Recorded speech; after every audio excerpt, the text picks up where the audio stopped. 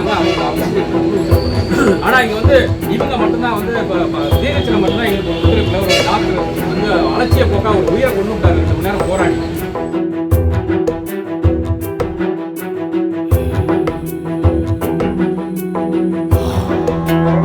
திருச்சி மாவட்டம் மணப்பாறை தாலுகா புத்தானந்த கிராமம் வடக்கேடியப்பட்டி சித்தப்பா வந்து ஆக்சிடென்ட் ஆகிறதா சொல்லி தகவல் வந்துச்சு. எத்தனை மணிக்கு தகவல் வந்துச்சுன்னா 4 மணிக்கு தகவல் வந்துச்சு. ஆக்சிடென்ட் ஆன நபர் பேர் வந்து ராமராஜன், அவர் பேர். அவங்க அப்பா பேர் பொன்னுச்சாமி. எங்களுக்கு 4:05க்கு தகவல் வந்துச்சு. 4:05 தகவல் வந்ததில் நாங்கள் ஒரு 20 நிமிஷம் டு 30 நிமிஷத்தில் ஹாஸ்பிட்டலுக்கு வந்துட்டோம். ஹாஸ்பிட்டலுக்கு வந்ததுக்கு எந்த அறுவை சிகிச்சை, முதல் உதவி சிகிச்சை எந்த சிகிச்சையுமே செய்யவே இல்லை. இங்கே இருந்த டியூட்டி டாக்டர் வந்து கேட்டதுக்கு அலட்சிய போக்கா பார்த்துருக்கோம், வச்சுருக்கோம், எந்த இன்ஸ்ட்ருமெண்ட்டுமே இங்கே இல்லை, ஸோ அப்படிங்கிறது ஒரு அலட்சியமாக பதில் சொல்லிட்டு கேஷுவலாக எங்களுக்கு வந்து எந்த இதுவுமே ரெஸ்பான்சிபிலிட்டி பண்ணல.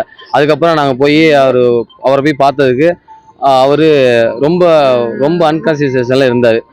அப்புறம் பார்த்தா ஒரு 10 நிமிஷத்தில் பிளட் வந்துச்சு. பிளட் வந்ததை நாங்கள் போய் அவர்கிட்ட சொல்கிறோம். அலட்சியமாக எடுத்துக்கிட்டு அவர் எந்த இதுவுமே பண்ணாமல் பொறுமையாக வந்து பார்த்துட்டு எந்த தகவலுமே எங்களுக்கு என்ன இறந்துட்டாரா இல்லை உயிரோட தான் இருக்காராங்கிறத எங்களுக்கு எந்த தகவலுமே சொல்ல. கிட்டத்தட்ட அவர் இங்கே வந்து 1.5 மணி நேரமாக ஹாஸ்பிட்டல் வச்சுருந்து அவர் முதலுதவி சிகிச்சை எந்த சிகிச்சையுமே அவர் செய்யவே இல்லை. கேட்டதுக்கு அலட்சிய பக்கம் பதில் சொல்கிறாரு. ஆம்புலன்ஸ் இல்லைங்கிறாரு.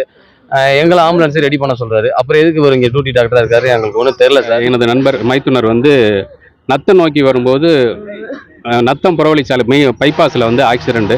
ஸோ எப்படி ஒரு காரை இடித்து தள்ளிட்டு போயிட்டாங்கிறது தகவல் இப்போ சொல்கிறாங்க. அது எப்படி நடந்துச்சு என்னன்னு தெரியல.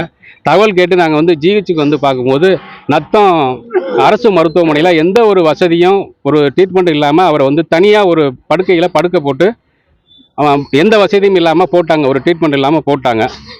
அதே மாதிரி நாங்கள் வந்து மருத்துவர்கிட்ட அணுகி கேட்கும்போது அவர் வந்து ஒரு நல்லா தான் இருக்கார், பல்செல்லாம் நல்லா தான் இருக்குது, நீங்கள் வேறு ஹாஸ்பிட்டலுக்கு நீங்கள் கூட்டி போகலாம் அப்படிங்கிற மாதிரி சொல்லும்போது எங்களுக்கு ஏன் 2 மணி நேரம் ஆகி நீங்கள் ஏன் எங்களுக்கு வந்து ஆம்புலன்ஸ் வசதி ஏற்படுத்தி கொடுக்கல, ஆம்புலன்ஸ் வசதி எங்கள்கிட்ட இல்லை அப்படிங்கிற மாதிரி அவர் காரணம் சொல்கிறாரு சார்.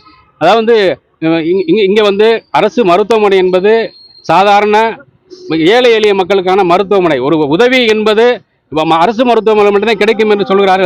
அரசு மருத்துவமனை எந்த வசதியும் இல்லை. ஒன்றும் ஆம்புலன்ஸ் இல்லைன்னா இங்கே அந்த வசதி இல்லைன்னா அடுத்து திண்டுக்கல்லோ மதுரையோ அருகாமையில் இருக்கிறது ஒரு ஆம்புலன்ஸை கூட இவங்களால கொண்டு வந்து இந்த உயிரை காப்பாற்ற முடியலனாக்கா இந்த அரசு மருத்துவமனை எதற்கு இங்கே இந்த அதிகாரி, அதாவது இங்கே வந்து அரசு மருத்துவமனையில் இருக்கின்ற இந்த அதிகாரி மீது உரிய நடவடிக்கை எடுத்து அவர் பணிமாற்றம் செய்து இதுபோல அவலங்கள் எங்களுக்கு நடந்தது போல இனிமேல் இந்த பகுதி மக்களுக்கு நடக்கக்கூடாது என்பதுதான் எங்களுடைய கருத்து. இறந்தவர் வந்து எங்க அக்கா வீட்டுக்காரு. எனக்கு மாமா வேணும். ஆக்சிடென்ட் ஆயிடுச்சுன்னு போன் வந்துச்சு. நாங்க வந்து பார்க்கையில இங்க ஜிஹெச்ல பார்த்தா ஒண்ணுமே பண்ணல. சும்மா மாஸ்கை மட்டும் வச்சு விட்டு சும்மா ஷோகேஸுக்கு ஆன் பண்ணி வச்சிருந்தாங்க. நான் வந்து பார்க்கையிலேயே ஃபிக்ஸ் வந்த மாதிரி வந்துருச்சு. ஃபிக்ஸ் வந்துருச்சுன்னு சொல்லிட்டு பார்த்தா மூக்குல ரத்தம் வருது, வாயில ரத்தம் வருது. டாக்டர் எங்கன்னு கேட்டா அங்க எமர்ஜென்சி வார்டுல ஒருத்த கூட கிடையாது, ஒரு நர்ஸ் கிடையாது, பியூனு கூட உள்ள கிடையாது, ஒருத்தலுமே கிடையாது. நான் போய் பாக்குறேன், டாக்டர் ரூம்ல 2 நர்ஸும் அவங்களும், டாக்டர் பேரு திலீப்பாம், அவங்க எல்லாம் உட்காந்து பேசிக்கிட்டு இருக்காங்க. நான் போய் சார் இந்த மாதிரி பிளட் வருது, என்ன சார் ஒண்ணுமே செய்யாம பாத்திருக்கேன். அப்படியே கேஷுவலா எழுந்திரிச்சு அசால்ட்டா 2-3 பேரும் வர்றாங்க.